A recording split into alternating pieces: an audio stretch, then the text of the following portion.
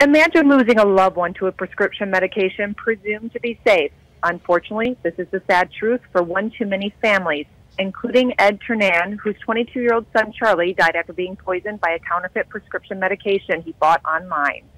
Joining us now is Ed, as well as Caroline Jernan, Executive Director of the Virginia Board of Pharmacy, as well as the NABP President. Thank you both for joining us. Thank you.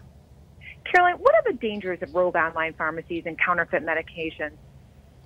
So this is a really prolific problem that we're having right now. There are numerous websites online advertising how to obtain prescription drugs. And we want the consumers to appreciate that just because someone purports to be a safe online pharmacy, they probably are not. There are legitimate safe online pharmacies, but the majority of the internet sites that are advertising prescription drugs are operating illegally. The National Association of Board of Pharmacy looked at over 25,000 websites and found that over 95% of those websites are operating illegally. They may not require a valid prescription, and most often what they are dispensing are counterfeit drugs that contain very dangerous substances that can create patient harm or even kill someone if it was to contain a dangerous substance like fentanyl.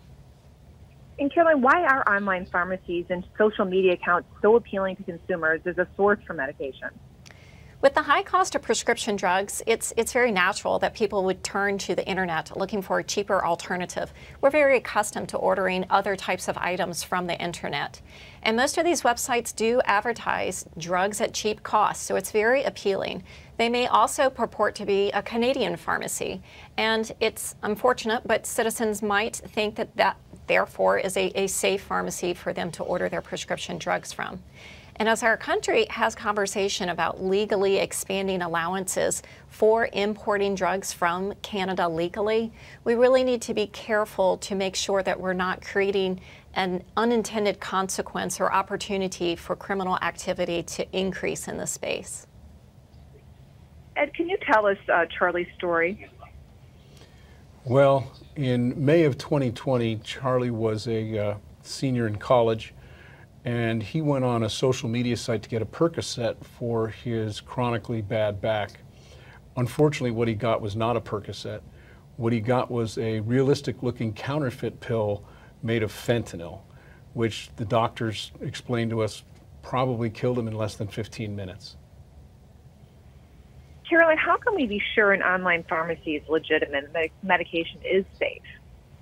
So the National Association of Boards of Pharmacy has created a website to assist consumers in identifying safe pharmacies. They can log on to safe.pharmacy, type in the name of the online source that they're considering ordering a prescription drug from, and this website will tell them if it's a recommended safe pharmacy from which they can legally purchase their medication, or if it's one of these many known illegitimate rogue drug outlets that they absolutely want to avoid. Ed, what message do you hope to send to our audience that's listening and you know, as far as purchasing medication online? Well, there's two things. The first is that these counterfeit medications, these counterfeit pills have just flooded the online market. So if you go outside of legitimate channels to get a prescription pill, you have to assume that it's counterfeit, it's fake. And many of those fakes are made with deadly chemicals like fentanyl. And the other one that is that in this age of these powerful synthetics, unfortunately, just one pill can kill. And my wife Mary and I started an organization, songforcharlie.org, to warn young people specifically, and parents and teachers, about these new risks in the age of synthetics. And where can folks go for more information, Caroline? I would recommend that folks go to safe.pharmacy. Again, it's a good tool for identifying safe pharmacies. There's educational material out there. We also have a link to songforcharlie.org on that website as well.